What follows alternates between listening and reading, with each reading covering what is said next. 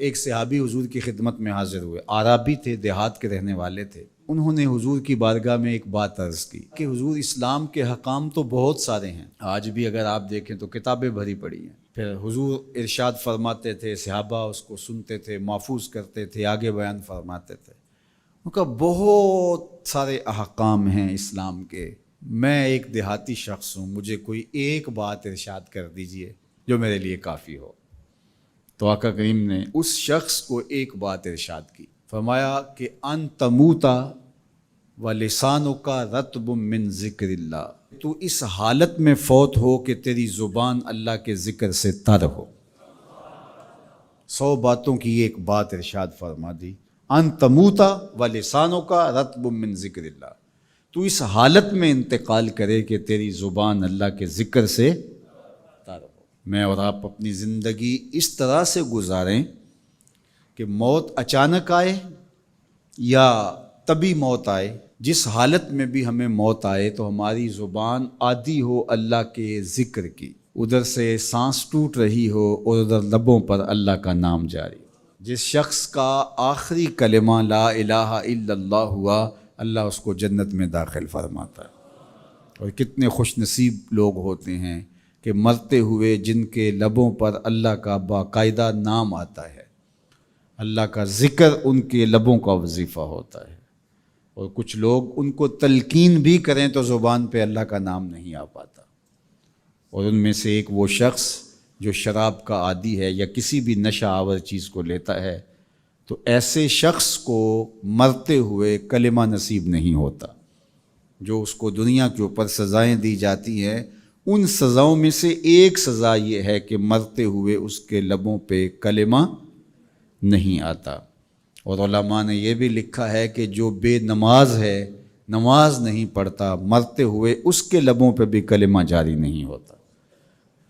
اللہ اکبر۔ تو ایک جامع بات ارشاد کر دی کہ ان تموتا و لسانک رطب من ذکر اللہ، تو اس حالت میں فوت ہو کہ تیری زبان اللہ کے ذکر سے تر ہو۔ قرآن مجید میں ہمیں اللہ تعالیٰ نے یہ بھی حکم دیا ہے کہ مجھے یاد کرو، اور یہ بھی حکم دیا ہے کہ مجھے فراموش نہ کرو۔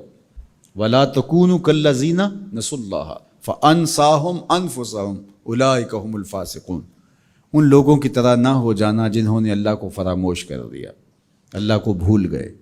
جب کوئی خدا کو بھول گیا تو خدا پھر اس کو فراموش کر دیتا ہے، اور اس کی سزا کیا ہے کہ وہ خود فراموشی کا شکار ہو جاتا ہے، وہ اپنے آپ سے بھی آگاہ نہیں رہتا۔ تو ہمیں جو حکم دیا گیا وہ ہے اللہ کو یاد کرنے کا۔ تو یاد کرنے کا ایک مفہوم یہ ہے کہ اللہ جل شانہ کی اطاعت کی جائے، اس کی فرما برداری کی جائے، اس کے احکام پر عمل پیرا ہوا جائے، نہ یہ ہے کہ اس کے احکام کو فراموش کر دیا جائے۔ یقول اللہ تبارک و تعالی، اللہ جل شانہ خود ارشاد فرماتا ہے، یہ حدیث قدسی ہے، فیما یروی عن ربہ، جو حضور اپنے رب سے روایت کرتے ہیں۔ اللہ جل شانہ کیا ارشاد فرماتا ہے، سنیے، انا عند ظن عبدی بی، میرا بندہ میرے بارے جو گمان کرتا ہے میں ایسے ہی معاملہ کرتا ہوں، یعنی بندے کو میرے سے جو گمان ہے تو میں اس کے مطابق معاملت فرماتا ہوں۔ وَأَنَا مَعَهُ إِذَا ذَكَرَنِي، اور جب وہ مجھے یاد کرتا ہے میں اس کے ساتھ ہی ہوتا ہوں۔ جب میرا بندہ مجھے یاد کرتا ہے تو میں اس کے ساتھ ہوتا ہوں۔ فَإِذَا ذَكَرَنِي فِي نَفْسِهِ ذَكَرْتُهُ فِي نَفْسِي، جب وہ مجھے اپنے دل میں یاد کرتا ہے تو میں بھی اسے اکیلے یاد کرتا ہوں۔ کتنی بڑی بات ہے کہ کسی کو رب یاد کرے، اللہ اکبر۔ کہا جب وہ اکیلے مجھے یاد کرتا ہے تو میں بھی اس کو اکیلے یاد کرتا ہوں۔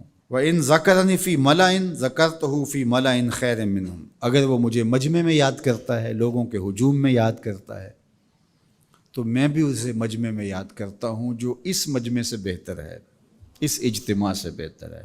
یہاں نیک بد گناہ گار سارے طرح کے لوگ ہیں، لیکن میں فرشتوں کے اجتماع میں یاد کرتا ہوں۔ اللہ اکبر۔ کیا منظر ہوتا ہوگا کہ جب اللہ فرشتوں میں کسی بندے کو یاد فرما رہا ہو، اللہ اکبر۔ اور ایک حدیث میں جو ہے وہ اس کے پھر آگے لفظ جو ہے یہ ہیں، میرا بندہ میری طرف اگر ایک بالشت چل کے آتا ہے تو میں ایک ذرا آتا ہوں، اور میرا بندہ میری طرف اگر 1 قدم آتا ہے 70 قدم آتا ہوں، اور اگر میرا بندہ میری طرف چل کر آتا ہے اتیت ہو ہر والا، میری رحمتیں دوڑ کے استقبال کرتی۔ اللہ اکبر! تو کتنی کرم نوازی ہوتی ہے جو اس کو یاد کرتا ہے۔ تو یاد کا چراغ کبھی بھی بجھنا نہیں چاہیے۔